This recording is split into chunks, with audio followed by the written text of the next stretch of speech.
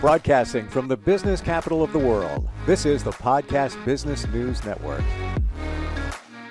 No, I mean, I'm sorry. That's what we're going to talk about today. Those two words are the hardest thing for almost anybody to say. We're going to talk about the power of forgiveness. And she joins us. She's an intuitive spiritual life coach, a master Reiki healer.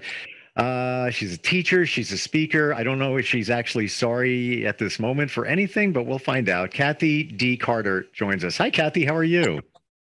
Hi, Steve. I'm doing great today. How are you doing? I'm doing great. It's funny, as we're talking about this, what clicked in my head was that song from the 70s from Elton John, "Sorry Seems to Be the Hardest Word." It really is, right? Yes, it is. It is. And especially if you have the energy of being sorry behind it. Some people just use the phrase very flippantly, and they're not committed to the words. They're just saying it because they know it's expected, or they know it will get them what they're after. Then we have the people that are very genuine in, I am sorry, and I am going to try to do different.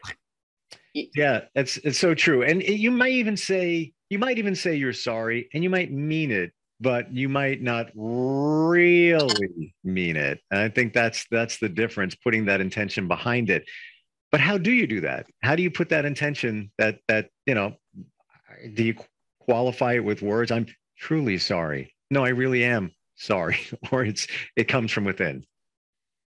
That is a very good question, because it does have to do with, I mean, if you bump into someone at the store and you say, "Oh, I'm sorry," I mean, you're sorry that you did most of the time, but that can even be insincere too. You could have been hurrying through the crowd and didn't care who you bumped. You were just saying this because it's expected. But in a real situation where you have done something that has affected another human and you are sorry for it, sometimes it takes time to heal what happened. So you can say you're sorry at the beginning, but what you're talking about is actually fully integrating it and being able to forgive yourself for having done it and actually be able to let it go, to be completely feel it, heal it, release it is what I say. So you have to go through that process of the emotions connected. Then you got to heal it, meaning it could be connected to some other stored emotion. It could be connected to something in your past that you didn't realize. And then you heal it and you move on. Do you think one of the reasons why we say we're sorry is because we also want closure? We want to move on? Mm-hmm. Certainly. I never thought of it that way. I thought of it more. That's a good point. Mm-hmm. Yeah, explain. I'm starting to process this. Yeah. Well, it can be like if you have a situation with your partner, let's just take that for example, and you maybe you forgot something. Maybe you forgot something that meant the world to them, but it seemed not so important to you, although you fully had all intentions to do it. But your schedule, your work, everything you were involved in, you just totally spaced it. And the partner is hurt. They're kind of mad because they had asked you to do something that was important to them. Now, we're assuming we have a healthy relationship here and not a narcissist or something like that, okay? Because that's a whole different story. Right. We're talking about two individuals around the same frequency, really in a good relationship. That is when, at that moment, it could hurt your heart that you didn't do what they had asked you to do and that you had got caught up and totally forgot about it. Even if you had set a timer or, some alert on your calendar, something could have happened in your day that you just spaced it out because you got so busy. That is a genuine, I'm sorry, I did not mean to do that. And the partner will be able to feel that energy. So that is completing it. I mean, you're going to remember that you did that to them, but See, in an unhealthy relationship, what happens is that partner will bring that up forever down the road. Usually it's the woman. I'm just it is. I'm sorry. It's a, women don't forget. They do not forget. Guys, let it go, release it, move on from a situation. But many times, women just they'll hold on to something, and it could be 5-7 years later, whatever. It'll come up. You're going to be amazed at this, but I tend to agree with you, and it is because women are from Venus and men are from Mars, and we're made different, we're just made different. Mm-hmm. And men do have, in my experience, as clients and relationships and everything, men do have that tendency to be able to let it go and not hang on to it. And when the lady brings it up 5 years down the road, probably with a little twist in the memory of it, he may not even remember anything about it. Or not think it's that important. And then that just adds fuel to the fire, because she's not recognizing how impactful that was back then, or when it's resurfaced again. And he's like, well, what's the problem? Let's move past that. Nope, not going to happen. And I think that if you think of it from terms of the way, I guess, that we tend to have the tendencies. Now, I'm not saying men don't have the female tendencies and the females don't have the men. I'm not saying that. I'm saying that the female tendency is very nurturing, very emotional, mm-hmm. whereas the male's tendencies are more protection, survival, providing. And I think that the female, it's all in communication. It's all in the communication. But the female gets offended. Maybe the female energy is much more sensitive. Maybe that's the word. They get hurt a whole lot easier than what the male energy does. Would you agree with that? Yeah, definitely. Yeah, for sure. Because a guy will, assuming he understands the situation, can take it and close it down to the point where it's not as important. Important's not the best word, but not as detrimental to the relationship, where she may have it over here. Like, what do you understand what's going on? You don't get it. And that just makes it even worse. But you're right. It's in communication. And more times than not, the guy's going to shut down. Just like, I don't want to hear it anymore. And then it just keeps going bad, or it's like swept under the rug until it comes up another, 5 months later. She brings back that situation, or again, 5 years. It could be, you never know. It could be whatever triggers her. Yes. And the thing of it is she definitely isn't healing. She isn't trying to heal. When you keep a tally chart against your partner, you've got issues that need to be healed. And the male energies tend to, like you said, they bring it in, and the withdrawing is what the male energy does. The male energy has to go in the cave, think about it, and they may be done with it. They may need to discuss it with another male energy friend or not, but females, they're totally different. Female energy has to talk it out to several people, and they're not looking for a solution. They just need to talk it out, because then it will come around to them. The male energy goes in the cave to find the solution, or the ending of it, as you would say, the closure of it. Mm-hmm. Not female energy. But that's where it goes wrong, because he needs time to process it, and she thinks he's blowing it off, which is not necessarily the case.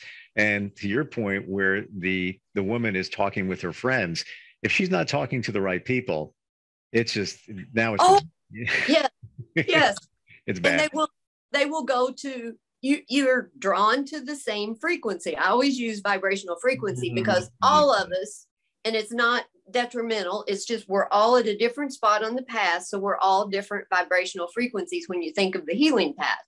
So someone that's at a lower frequency cannot understand what a higher frequency understands. And the higher frequency so many times wants the lower frequency to understand them. It's not possible. It's like teaching brain surgery to a 2-year-old. You can't do it. I'm laughing inside because I can't believe you just said what you said, because my best friend and I were just talking, and he ran into, job-wise, a friend of my ex. And he's like, she didn't even like really say hi to me. Well, I'm not surprised, but then I had that sort of epiphany. I'm like, I text back. I'm like, do you realize that all her friends are all very similar situations? You just said similar frequency.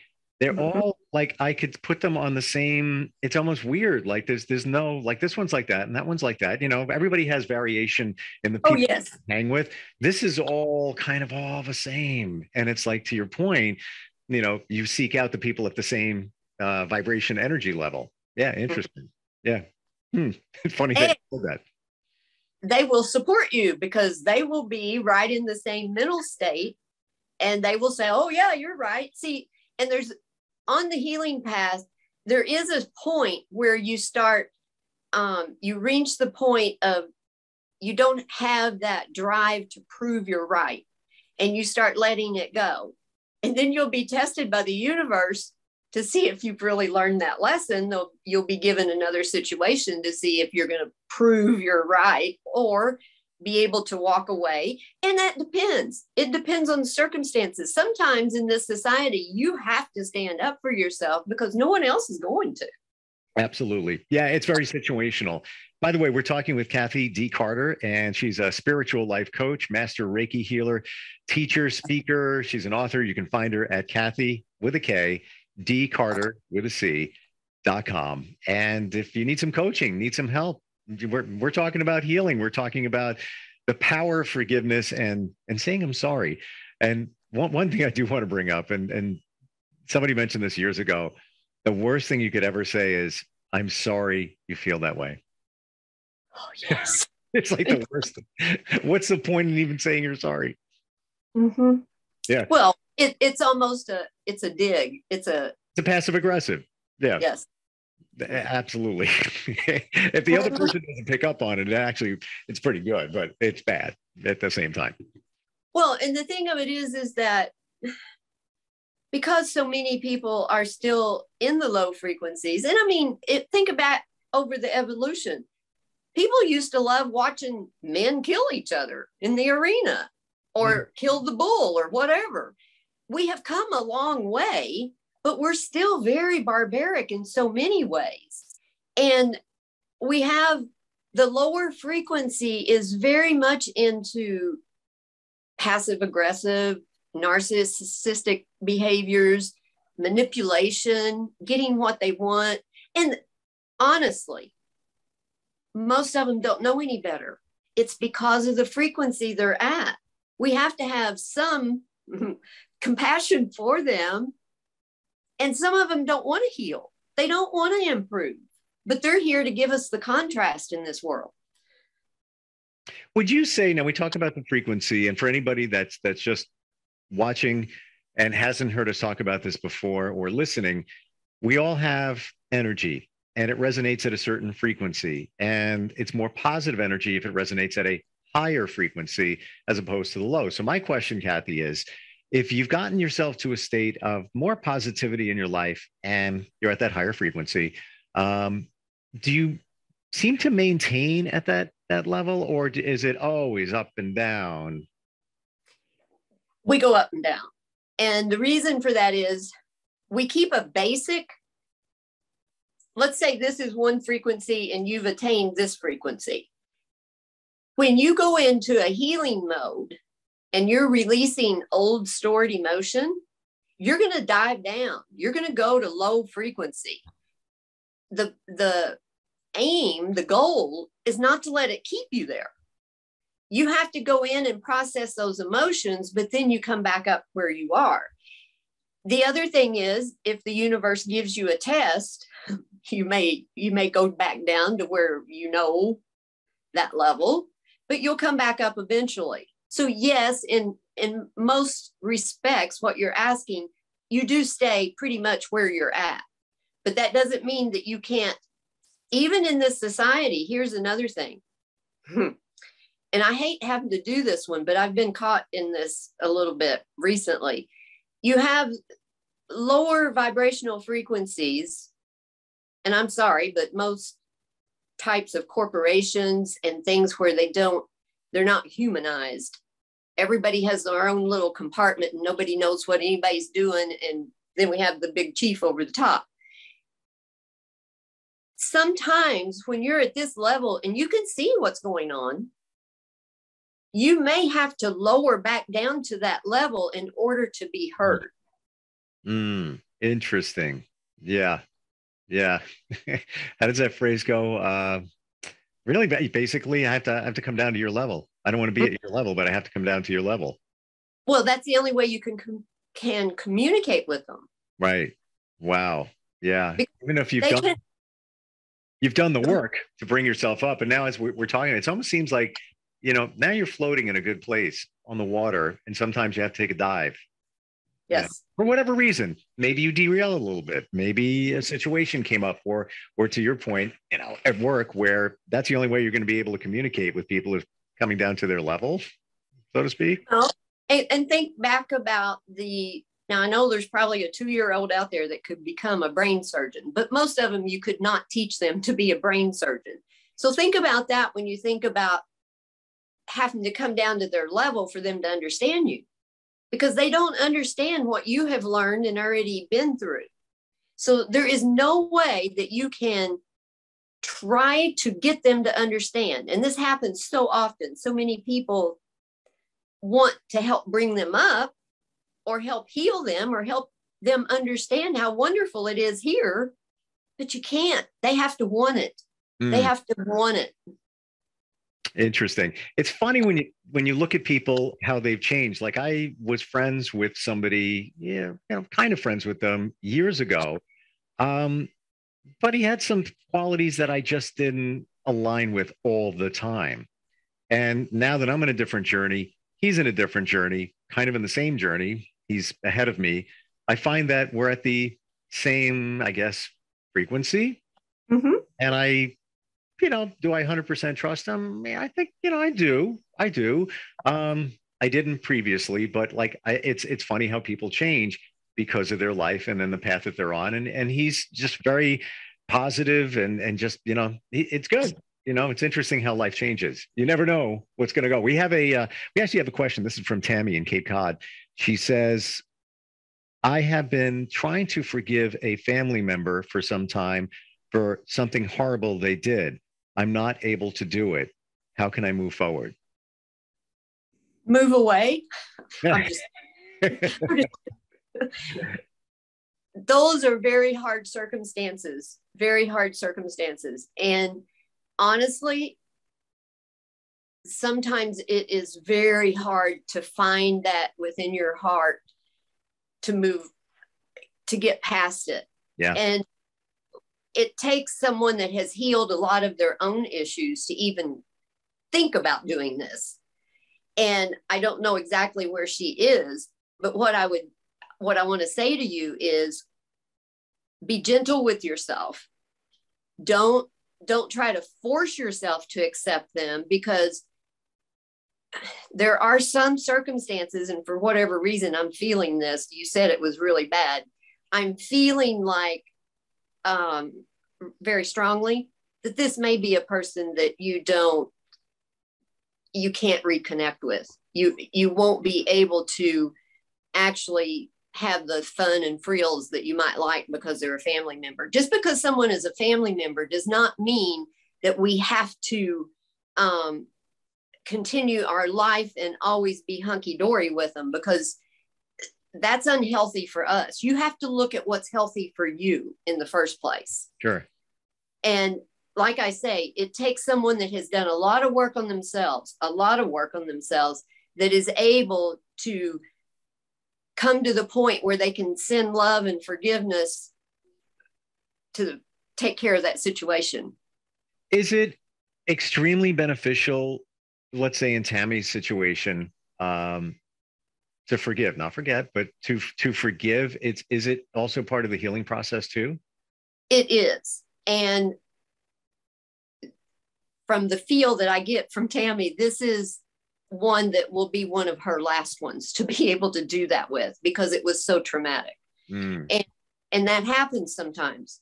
I mean, with as much work as I've done, I still have some teeny ones out there that I still need to give more forgiveness and let it go, because it still gets me when if I see something that reminds me of the situation, or I see that person, I'm being honest. That is a very hard one to forgive and let go.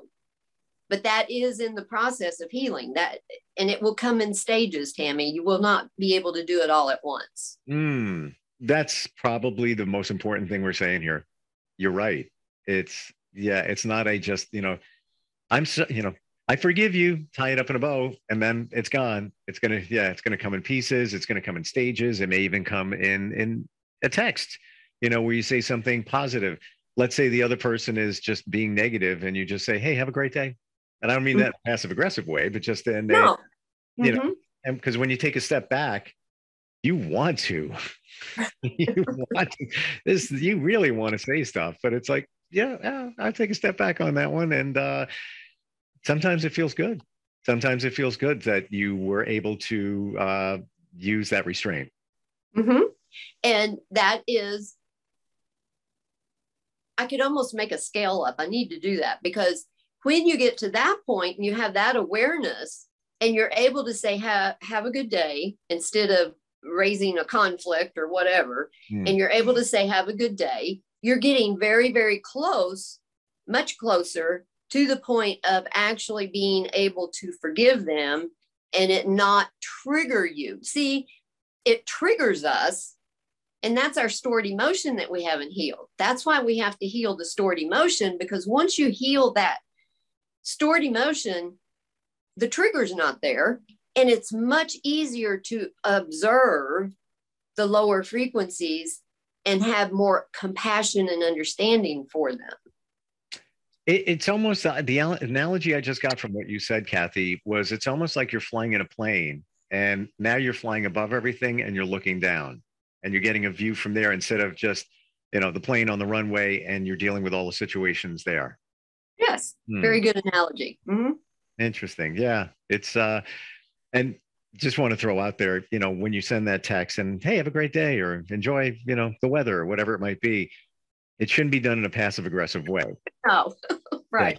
Yeah. That's not to set the other person off, because they may want to have confrontation with you. Oh, yes. And then you're turning it the other way, but what you're doing in doing that. And when you're engaged with a person like that what it is, they're stored emotions wanting drama. So stored emotion wants drama. That's its food. So their stored emotion is out for food. So they're trying to trigger you because they know how to do it. And they're going to say something to trigger you. And if you can respond with, well, I hope you have a nice day, I've got to go, there's no drama. It takes two. Right. Or it can be the other way around, that you're trying to trigger them. It can work both ways. Oh, yeah. Yeah. It's when you're saying you're sorry, is there a certain way to do it? Like I said before, if you really want it to be felt and meant, add a qualifying word before it, like I'm truly sorry, or you just say you're sorry. Like, any suggestions there? Well, I think that more than likely you can answer for the male energies better than I could. So we'll get yours. I'll say what the female needs. The female would really enjoy the partner saying, I know that you're upset over what I did, and I'm really sorry I did that, but is there something I can do to make that up to you? Or is there something I do all the time that really aggravates you? Let's talk about this, and try to open up the communication with the female that wants to talk about it. Yes. Not that she wants a solution, but she wants to talk about it. And on the other side, I'm done. Like, you said, I don't want to go, want to talk any more about it. It's good. We're good here. But I think, and maybe I'm wired this way, I want to know that you really mean it when you say it, and if it was something really bad, saying, I'm sorry that I hurt you. I wish I could take it back. Things like that, but we don't need to talk more about it. That's the guy side. We're good. We're good. And you see, that's where we have to bridge the communication in a really good relationship, because the male's got to give a little bit to the female side, and the female's got to give to the male and not hold that checklist. Yeah, right. And let it go.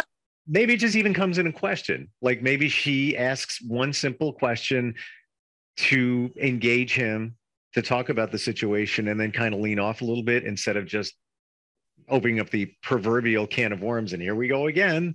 But there's different variations of this too, and healing. She may need to heal herself, and now she's going at it again. And isn't it wonderful when a man hears, we need to have a talk? No, it's the worst words you get ever. We need to talk. Well, the females need to understand that, though. We do have the Mars and Venus differences that cause communication. We don't understand the same definitions for the same words. People need, if they would just talk more, we would have so much more love. And the worst one, to your point, is when somebody says, we need to talk. Doesn't say what it's about. We'll talk about it later, but we definitely need to talk. No.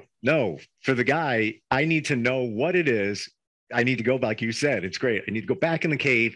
I'm going to start thinking about what I need to talk about and how to fix it, potentially. Yeah, don't leave. How would you like that if I said, we need to talk later? We definitely, and it's when I get home, or I'll call you later, but definitely we got something to talk about. But I didn't say what it is. How would you feel? Would it bother you? Now it wouldn't, but used to it would have. I would have definitely worried about it, wondering and picking up different things. Well, could it be this? Could it be that? Could it be that? That depends on where you have healed to, where your frequency is. And that doesn't mean that, depending on the energy that I picked up from you when you said that, I could still worry about it. I think I have to change my frequency now, because I would, but part of me, and maybe it's a guy side, I'm at that point, what I'm saying to myself is like, oh, it's not even about worry. It's about, oh, there we go. We got to go through this again. Yeah. And is it something coming up again or whatever it might be? Well, we hope we help today, because it's something we all deal with no matter what, whether it's friends, families, relationships, work situations, about saying you're sorry and the power of forgiveness. So if somebody wants to work with you, let's say they are trying to heal, they want to have a more positive outlook, positive vibration, they go to your website, Kathy, and how does it work from there? I have an initial first-time visit for 2 hours where we get to dive in and see what it is. Sometimes people get fixed in those 2 hours, wow, depending on what they're needing, what they're wanting to work on. I go wherever they want to solve what they want to solve. Right. Yeah. In talking with you, a bunch of times in podcasts, you're so plugged in to this, and it's amazing, and you get right to it, which I love. So Kathy D. Carter, that's Kathy with a K, Carter with a C.com. Go there, check it out. A lot of information, and reach out to Kathy, talk, have a question. Always great talking with you. I love it. I love talking with you too. It's fun. I'm sorry you feel that way. Don't ever say that. It's the worst. It's just the worst. All right. We'll catch up next time. Thanks a lot. Are you looking for even more of the podcasts and hosts that you love? The Podcast Business News Network is proud to announce that you can now listen live on the MyTuner Radio and online Radio Box apps for iOS, Android, and the Amazon App Store. Or check us out online. Search for Business News Network on mytuner-radio.com, or search Podcast Business News Network on onlineradiobox.com/US so you don't miss a minute of the action.